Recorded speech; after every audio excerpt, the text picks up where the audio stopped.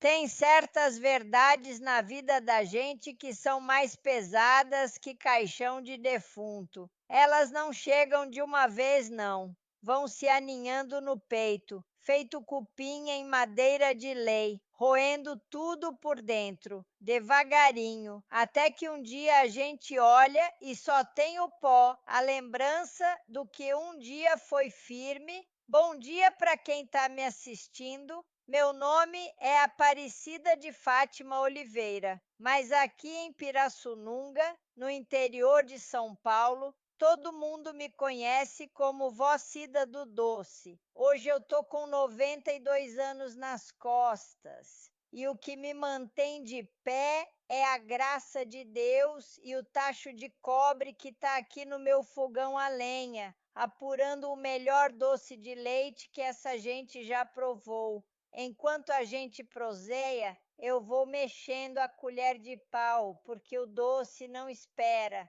Ele tem o tempo dele, a manha dele. Se a gente apressa, desanda. Se descuida, queima. É que nem a vida, a gente tem que ter paciência, tem que saber a hora de mexer e a hora de deixar quieto, só sentindo o cheiro. Eu vendo meus doces, meus bordados, minhas coisinhas que faço com essas mãos que já capinaram roça, já lavaram roupa no rio e já acalentaram mais de 30 netos e bisnetos. Cada ponto que eu dou no pano, cada volta que a colher dá no tacho, é um pedaço da minha história que se desenrola. E tem certas coisas que a gente guarda por tanto tempo que começa a ter medo de morrer com elas entaladas na garganta.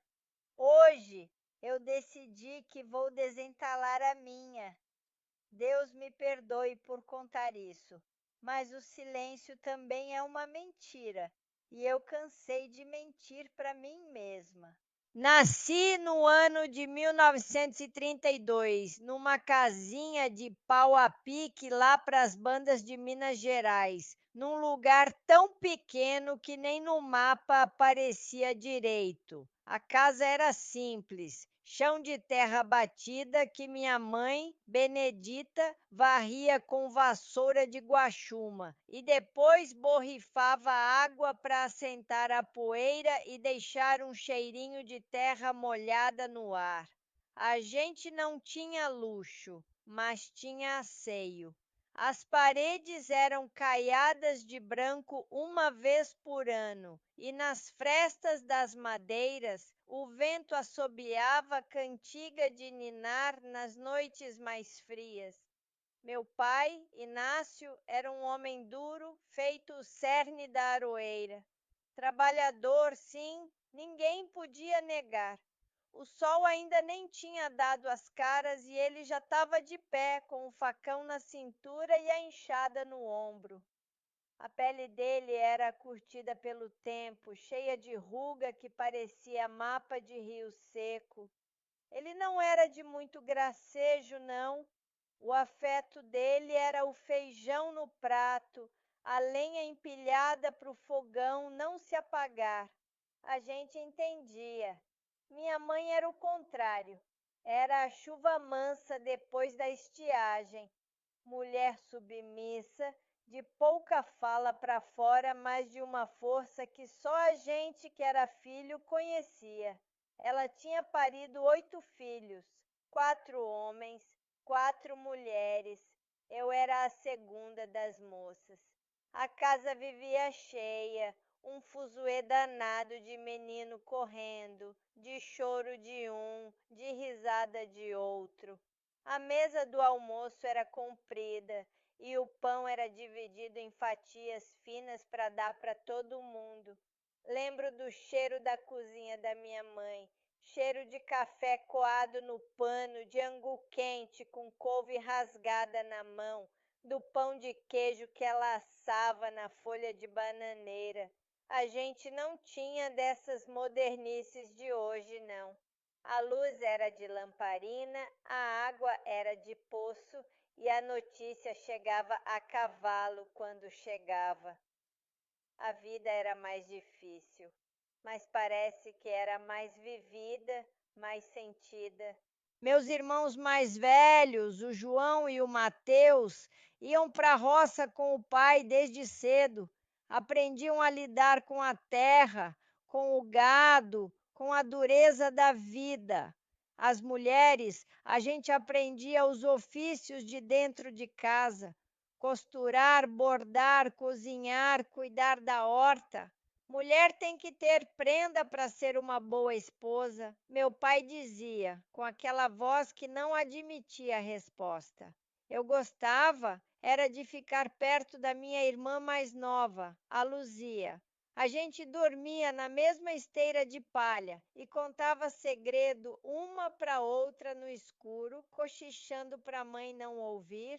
Ela era meu espelho, meu porto seguro naquela casa cheia de regra e de silêncio de homem. Uma das coisas que mais marcavam a vida do meu pai era a terra. Ele tinha uma fixação por um pedaço de chão que fazia divisa com a nossa propriedade. Eram as terras da família Gouveia, gente de mais posse, que tinha o sobrenome forte na região. Aquela terra, segundo meu pai, tinha sido do nosso avô, perdida num jogo de carta mal jogado. Para ele, recuperar aquele palmo de chão era uma questão de honra, uma dívida que a vida lhe cobrava.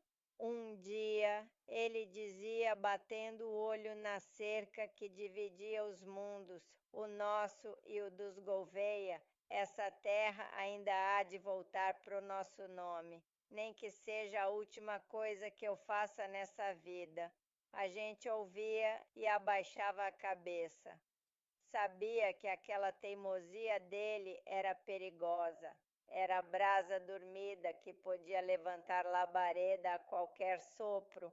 A vida seguia nesse ritmo, entre a roça e o fogão, entre as missas de domingo e as festas de São João. A gente crescia e os planos que Deus tinha para nós iam se desenhando, mesmo que a gente não entendesse os rabiscos. E foi numa dessas voltas que a vida dá que a família Gouveia começou a cruzar o nosso caminho com mais frequência.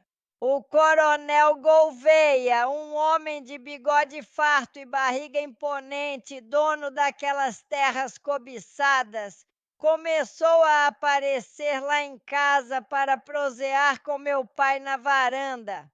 Traziam junto o filho mais velho, Antenor. Ah, o Antenor, moço bonito, bem vestido, com botina que brilhava de tão engraxada. Ele chegava com um sorriso nos lábios e um jeito de falar macio, diferente dos caboclos da redondeza. A primeira vez que o vi, meu coração de moça deu um tropeço. Eu tinha meus 16, 17 anos, idade em que a gente é boba, se encanta com qualquer luzinha que pisca no escuro. Ele me olhava de um jeito que me deixava sem graça, me fazia ajeitar o cabelo e alisar o vestido de chita. Minha mãe notava. Quando eles iam embora, ela ficava quieta, com um ar macambúzio, olhando para o nada. Eu, na minha inocência, achava que era a cisma dela. Não entendia o que se passava por trás daquelas visitas. Para mim, era só um moço bonito me cortejando. Mal sabia eu que a corte não era para mim, era para a honra do meu pai. Era uma negociação silenciosa, onde a mercadoria era eu. As visitas se tornaram um costume. Todo fim de semana lá estavam os Gouveia. Meu pai mandava matar uma galinha. Minha mãe fazia o melhor que podia na cozinha. Eu era chamada na sala para servir o café e tinha que ficar ali, de cabeça baixa, sentindo o olhar de Antenor em cima de mim. Ele me trazia pequenos presentes, uma fita de cetim para o cabelo, um vidrinho de perfume de cheiro adocicado. E eu, tola, guardava aquilo como se fosse tesouro.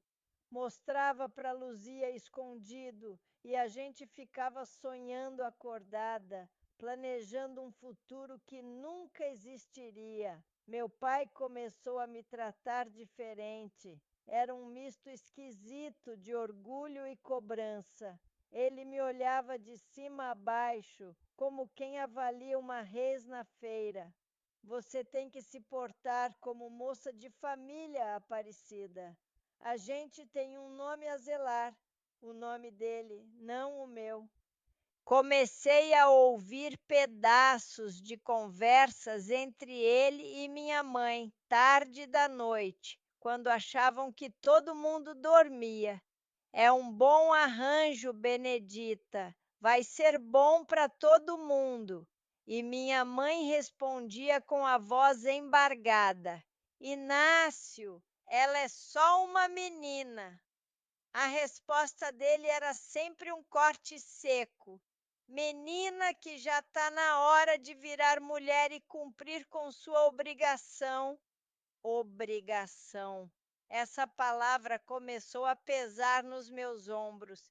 Que obrigação era aquela? A de casar com um homem que eu mal conhecia? A de sair da minha casa, de perto da minha irmã, da minha mãe? O medo começou a fincar raiz no meu peito. Aquele encanto inicial pelo Antenor foi se transformando numa angústia que me tirava o sono. A gente do interior tem dessas coisas de sentir o tempo mudar antes da nuvem chegar.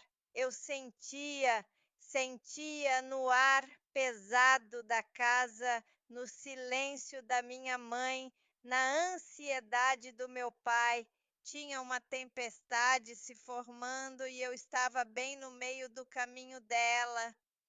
A vida na roça ensina a gente a ter os pés firmes no chão. A gente aprende que nem toda nuvem traz chuva e nem todo sol queima. Tem que saber a hora de plantar e a hora de esperar. Mas naquela época da minha mocidade, o meu chão começou a tremer e eu não sabia onde me segurar.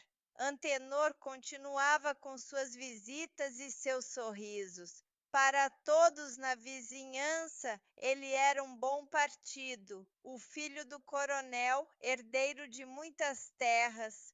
As outras moças me olhavam com uma ponta de inveja.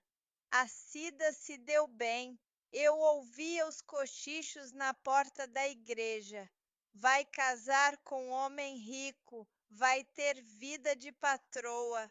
Eu sorria um sorriso amarelo que não chegava nos olhos. Vida de patroa. Eu sentia que estava me tornando, na verdade, uma escrava de um acordo que eu não fiz, de uma dívida que não era minha. As conversas do meu pai com o coronel Gouveia na varanda ficaram mais sérias. Eles falavam baixo, fumando seus cigarros de palha e de vez em quando olhavam na minha direção como se eu fosse um objeto no meio da sala. Eu, ocupada em servir o café, tentava pegar alguma coisa no ar. As palavras vinham soltas, embaralhadas pelo vento. O pedaço de terra, a divisa, um acerto de honra. A moça é de boa família. Meu estômago gelava. Eu comecei a entender que o assunto principal não era eu ou um casamento por amor. O assunto era a terra, aquela maldita faixa de terra que meu pai cobiçava mais que a própria felicidade dos filhos. Eu era a ponte que ele estava construindo para atravessar o rio e chegar na outra margem, a margem que ele tanto desejava. Teve um dia que tomei coragem e perguntei para minha mãe A gente estava no quintal catando feijão. As mãos dela, ágeis, separavam os grãos bons dos ruins. Mãe, o que o pai tanto conversa com o seu Gouveia? Porque o filho dele vive aqui em casa. Minha mãe parou o que estava fazendo. Ela não me olhou. Continuou com os olhos fixos na peneira de taquara. A voz dela saiu um fio, quase um suspiro. Coisa de homem, minha filha. Não se meta. Mas é de mim que eles falam. Eu sinto, mãe. Ela levantou os olhos para mim, e neles eu vi um mar de tristeza, uma resignação que doía na alma. Ela queria me dizer, eu sei que queria, mas ela era prisioneira do mesmo sistema que eu, prisioneira do medo, do costume, do marido. Reze, minha filha, peça a Deus que lhe dê um bom caminho.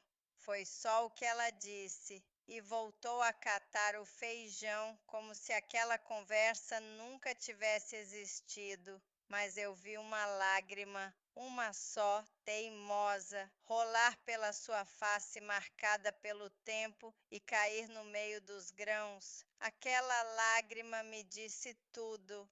Se você está gostando da minha história, se está sentindo essa agonia que eu senti, deixa uma curtida aí no vídeo para eu saber que vocês estão comigo. Isso me dá uma força danada para continuar remexendo nessas memórias. Às vezes o passado é um bicho pesado de carregar sozinho. O tempo de falsa segurança veio logo em seguida, como o sol que aparece antes da trovoada. Antenor me pediu em namoro, oficialmente. Foi num domingo, depois da missa. Ele, meu pai e o coronel Gouveia sentados na sala. Eu fui chamada. Fiquei de pé, com as mãos suando, o coração na boca. Antenor se levantou e, na frente de todo mundo, disse que tinha as melhores das intenções, que me queria para ser sua esposa. Meu pai abriu um sorriso que eu nunca tinha visto no rosto dele, um sorriso de vitória, de negócio fechado. Ele bateu nas costas do Antenor e disse que era uma honra ter um Gouveia na família. Eu não disse nada.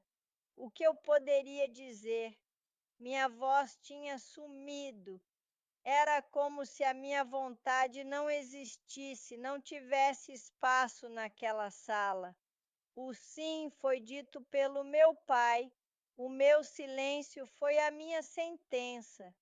Depois daquele dia, tudo andou muito rápido. O noivado foi anunciado. A família Gouveia fez questão de oferecer uma festa. Foi na casa deles, uma casa grande, com mais cômodos do que a nossa tinha gente. Tinha comida farta, música, gente importante da cidade. Eu me senti um peixe fora d'água. Usava um vestido novo que a mãe do Antenor me deu. Era bonito, de seda, mas parecia que me apertava, que me sufocava. Durante a festa, Antenor não saiu do meu lado. Ele me mostrava para todo mundo, orgulhoso. Minha noiva Aparecida. Eu sorria, cumprimentava, mas por dentro eu estava gritando. O pai dele, o coronel Gouveia, me olhava com um ar de satisfação, o mesmo ar que meu pai tinha quando olhava para sua roça de milho viçosa. Era um olhar de dono. Meu pai bebia com ele, ria alto. Eu via os dois de longe apontando para mim, depois fazendo um gesto na direção das terras deles. A cada gole de cachaça, a cada risada, eu sentia que o meu destino estava sendo selado, carimbado e assinado. A noite antes do casamento foi a mais longa da minha vida. Eu não consegui pregar o olho. Luzia ficou do meu lado, segurando minha mão. Ela também sentia que algo estava errado. Cida, você não parece feliz. Ela sussurrou no escuro. Eu tô com medo, Luzia. Medo de quê? Antenor é um homem bom. Será? Ou ele só parece bom? A gente não tinha resposta. A gente era só duas meninas no meio de um jogo de gente grande, de gente poderosa. Minha mãe entrou no quarto no meio da noite. A lamparina na mão dela fazia sombras dançarem na parede. Ela sentou na beira da nossa esteira. Não disse muita coisa. Abriu um paninho de algodão e tirou de dentro uma santinha pequena de madeira, toda gasta de tanto ser manuseada. Essa aqui era da sua avó, ela disse, me entregando a imagem. É Nossa Senhora do Desterro, que ela te proteja, minha filha, que te dê força. E então ela me abraçou e disse a frase que foi o meu presságio, o aviso final. Homem é bicho que a gente só conhece de verdade depois da porta fechada. Seja forte. Ela chorava baixinho, um choro contido de quem já tinha chorado muito na vida.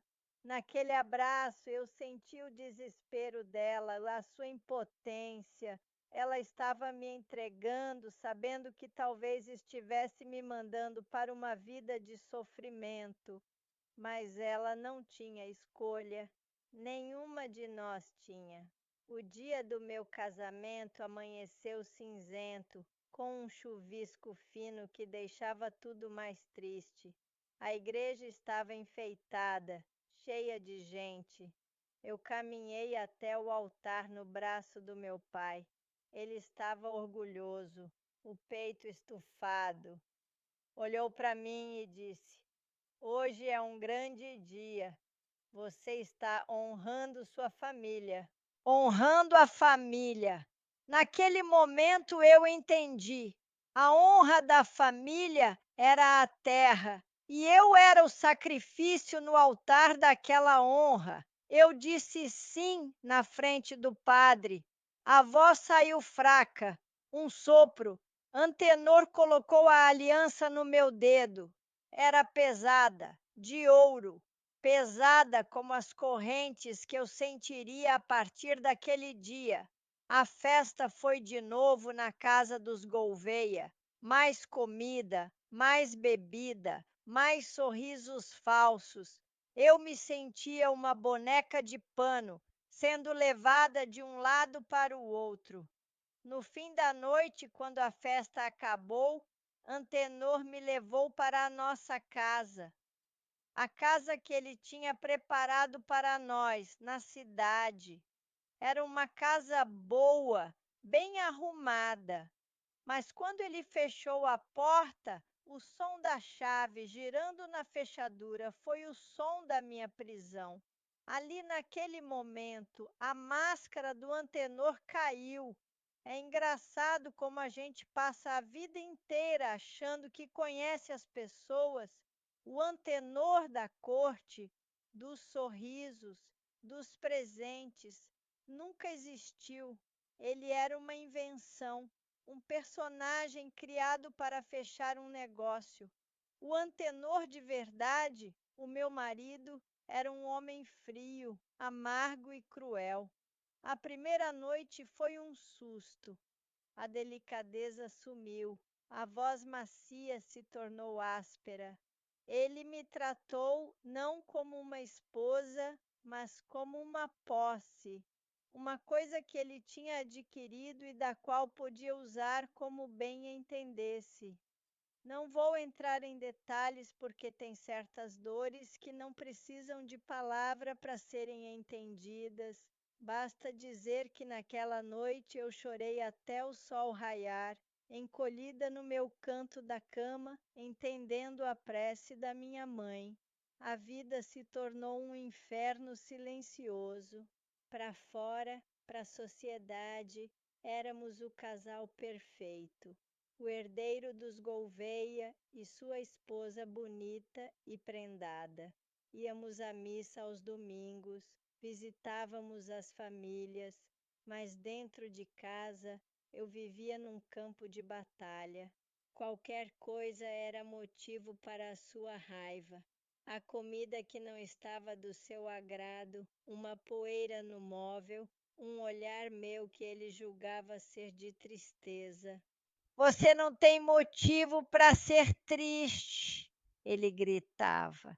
Te dei um nome, uma casa, uma vida que você nunca teria naquelas brenhas de onde eu te tirei. Ele gostava de me humilhar, de me lembrar a todo momento que eu era inferior, que eu era um nada, que minha família era um bando de pé rapado que só tinha valor porque agora estava ligada à dele. E a terra? Ah, a terra! No primeiro mês de casados, meu pai tomou posse daquele pedaço de chão. Foi uma festa na nossa antiga casa. Mataram um boi. Eu tive que sorrir e abraçar meu pai. Ele me olhava com gratidão. Você conseguiu, minha filha. Você devolveu a honra para o nosso nome. Aquelas palavras me cortaram como faca. Eu não tinha conseguido nada. Eu tinha sido vendida e o preço era a minha felicidade, a minha vida. Olhei para o rosto do meu pai, exultante, e pela primeira vez na vida eu não senti amor. Senti uma mistura de pena e raiva. Pena por ele ser tão cego pela ganância, raiva por ele ter me usado daquela forma. Os anos foram passando, uma sucessão de dias cinzentos, todos iguais. Eu me apeguei ao trabalho da casa como uma tábua de salvação, limpava, cozinhava, costurava, ocupava minhas mãos para não deixar a minha mente enlouquecer e rezava. Rezava muito, agarrada àquela santinha que minha mãe me deu. E para o pessoal que está chegando agora na minha história, quero mandar um beijo e perguntar de qual cidade desse Brasilzão vocês estão me assistindo. Deixem aí nos comentários, que depois eu leio tudo com o maior carinho. Saber que não estou falando sozinha me aquece o coração. E fiquem até o final, porque vou fazer um sorteio de uns doces e bordados meus para agradecer a companhia. A vida com Antenor me ensinou a ficar quieta, a engolir o choro, a me fazer de invisível. Mas dentro de mim, uma brasa de revolta se mantinha acesa, bem no fundo, esperando um sopro de vento. Tive meu primeiro filho, o Inácio, a quem dei o nome do meu pai numa ironia amarga que só eu entendia. Depois veio a Benedita, nome da minha mãe. Meus filhos se tornaram a minha única razão de viver. Por eles eu suportava tudo. Queria que eles tivessem uma vida diferente da minha. Queria que eles fossem livres para escolher seus próprios caminhos. Antenor não era um pai melhor do que era um marido. Era distante, autoritário, exigia dos filhos a mesma perfeição que exigia de mim.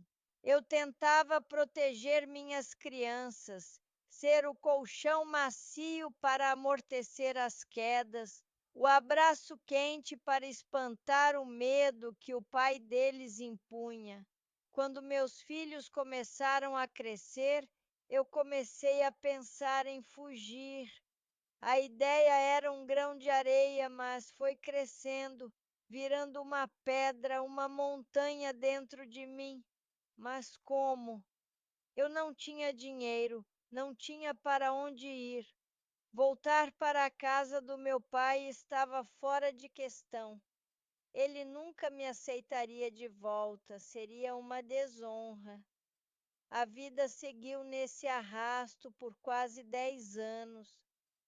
Uma rotina de medo, de silêncio e de pequenos momentos de alegria roubada com meus filhos. Eu já tinha me conformado com o meu destino. Achava que ia morrer naquela casa, naquela tristeza, até que um dia a verdade inteira, crua e nojenta, resolveu se mostrar para mim. Foi numa tarde chuvosa.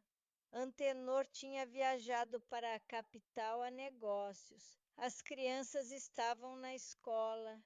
A casa estava silenciosa, só com o barulho da chuva na vidraça.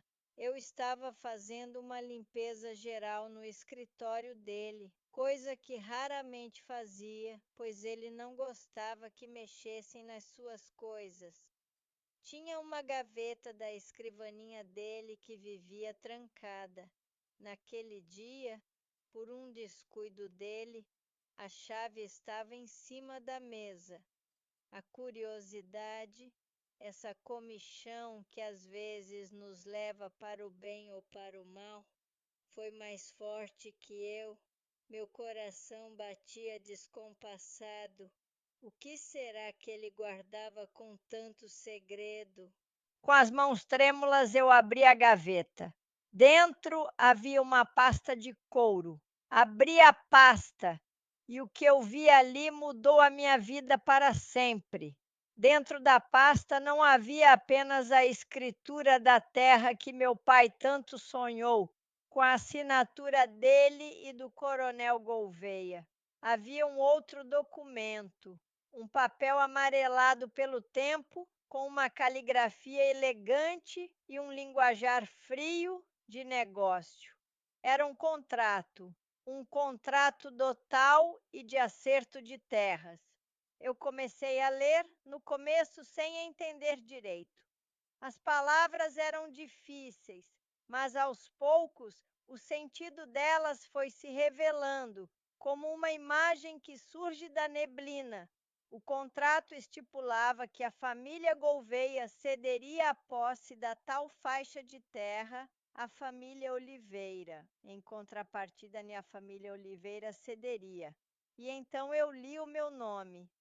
Cederia em matrimônio e dote à sua filha, Aparecida de Fátima Oliveira, ao primogênito herdeiro, Antenor Gouveia, como parte integral do acordo e para selar a paz e a boa vizinhança entre as famílias. Eu tive que ler de novo e de novo. As letras dançavam na minha frente. Dote, parte integral do acordo. Eu não era uma noiva, eu era um dote. Eu não era uma pessoa, eu era um item do contrato. Era o pagamento em carne e osso pela terra. Uma náusea subiu pela minha garganta. Meu corpo inteiro começou a tremer. As mãos que seguravam o papel não me obedeciam. Sentei na cadeira, sentindo as pernas bambas, o ar me faltou. Olhei pela janela, a chuva caindo lá fora, e senti como se a chuva caísse dentro de mim, lavando toda a inocência, toda a esperança que eu ainda pudesse ter. Toda a minha vida, meu casamento, meus filhos, tudo era fruto de um negócio sujo, de uma troca, o sorriso de Antenor noivado, a mão dele me guiando, as juras no altar, tudo uma farsa, o orgulho do meu pai, a gratidão dele, tudo uma mentira. Ele não me deu em casamento, ele me vendeu. Me vendeu como se vende uma bezerra, um saco de café. A dor que eu senti foi física. Uma pontada no meio do peito tão forte que eu curvei o corpo para a frente, gemendo. Não era dor de tristeza, era dor de aniquilação. A sensação de não ser nada, de ser um objeto que passa de uma mão para outra. Ali, sentada naquela cadeira com aquele papel na mão, a Aparecida menina, a Aparecida moça, a Aparecida esposa morreu. Eu fiquei ali, não sei por quanto tempo. O mundo tinha parado. O único som era o da chuva e o do meu coração batendo, martelando a verdade dentro do meu crânio. Eu não era a esposa de Antenor, eu era o preço da terra. Naquele momento, uma decisão crucial nasceu dentro de mim.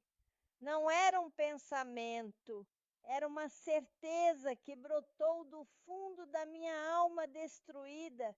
Eu não ia mais viver um dia sequer daquela mentira. Eu não ia mais ser o dote de ninguém. Eu ia embora. Ainda não sabia como, nem para onde, mas a decisão estava tomada. Aquela descoberta não foi o meu fim, foi o meu começo, o começo de uma nova Aparecida, uma que não pertenceria a ninguém, a não ser a si mesma. Aquele papel amarelado na minha mão era a minha certidão de óbito, mas também era a minha carta de alforria. A dor era imensa, mas pela primeira vez em 10 anos eu senti uma fagulha de poder, o poder da verdade, e com essa verdade eu ia construir a minha fuga. Guardei os papéis exatamente como estavam, tranquei a gaveta e engoli a chave do meu segredo. Quando Antenor voltou de viagem, ele encontrou a mesma esposa submissa e silenciosa de sempre. Mas por dentro eu era outra. Eu era uma estrategista planejando a minha guerra. A fuga não foi uma coisa de impulso. Foi um plano tecido ponto por ponto, dia após dia, com a paciência de uma aranha tecendo sua teia. Eu sabia que não podia simplesmente pegar meus filhos e sair pela porta. Antenor me caçaria e me acharia, e o castigo seria terrível. Comecei pelo dinheiro. Todo o trocado que sobrava da feira, cada centavo que eu conseguia economizar do dinheiro da casa, eu guardava. Enrolei as moedas e as notas num pano e escondi dentro da minha santinha de madeira. Ela tinha um fundo oco. Minha santa protetora se tornou meu cofre. Depois comecei a me preparar para o mundo. Eu era quase analfabeta, sabia mal e mal assinar o nome. Pedi ajuda à costureira que vinha em casa, uma senhora viúva e muito bondosa. Disse que queria aprender a ler as rezas do livro de missa. Era mentira. O que eu queria era aprender a ler o nome dos ônibus, das cidades, a entender o mundo para além dos muros daquela casa. Ela me ensinou escondido. Enquanto a gente costurava, ela me mostrava as letras, as sílabas, e eu aprendi com uma fome de quem estava comendo o primeiro pão depois de anos de jejum. Meus filhos eram a minha maior preocupação. Eu não podia levá-los comigo no começo. Seria perigoso demais. A minha dor maior era essa, ter que deixá-los para trás, mesmo que por um tempo. Mas eu jurei para mim mesma, diante da minha santinha, que eu voltaria para buscá-los.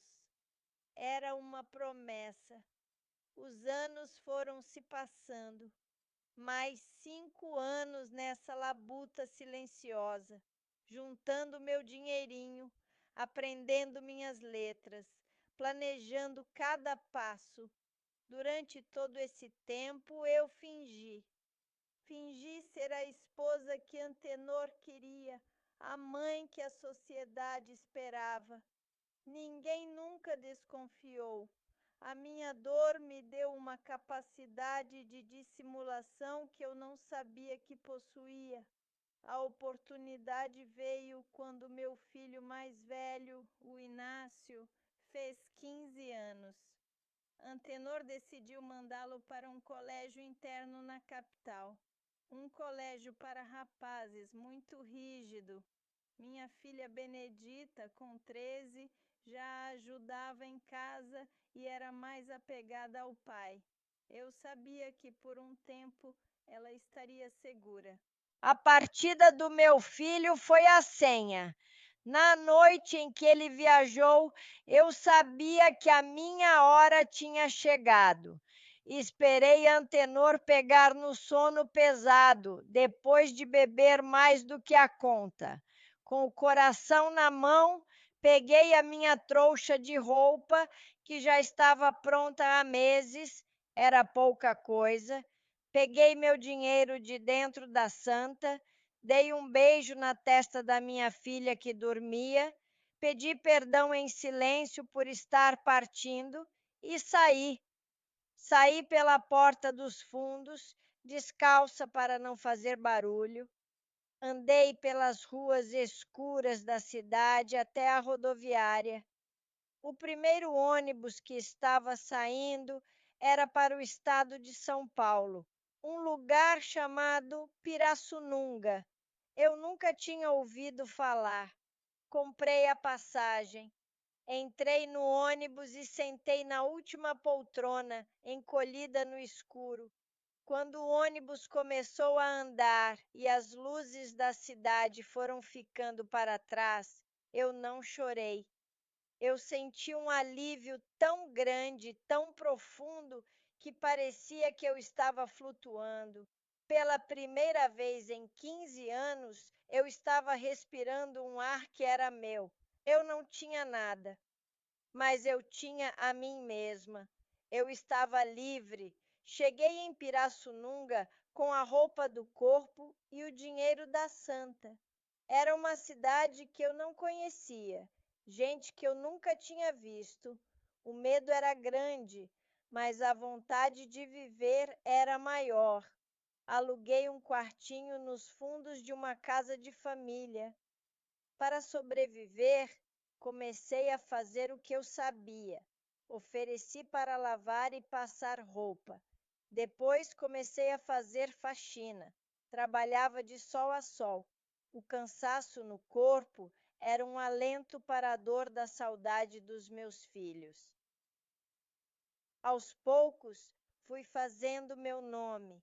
As pessoas me conheciam como Cida, a moça caprichosa. Com o dinheiro que juntei, comprei um fogão e um tacho de cobre e comecei a fazer o doce de leite da minha mãe. O cheiro que saía da minha cozinha começou a chamar a atenção da vizinhança. Primeiro, vendia de porta em porta, depois comecei a pegar encomenda. O doce da Cida ficou famoso. Com o tempo, aluguei uma casinha só para mim, uma casinha simples, mas era o meu castelo. Cada tijolo, cada telha, parecia que era comprado com a minha liberdade. Nunca mais tive notícia de Antenor e nem quis ter. Mudei meu nome, me tornei outra pessoa. A Aparecida que foi vendida tinha morrido naquela estrada. A saudade dos meus filhos era uma ferida que não fechava, né? Eu escrevia cartas para a costureira, minha amiga, que me mandava notícias. Quando senti que a poeira tinha baixado e que eu tinha condições, eu voltei para buscar o que era meu. Foi difícil. Inácio estava um homem feito. Benedita, uma moça. No começo, eles não entenderam.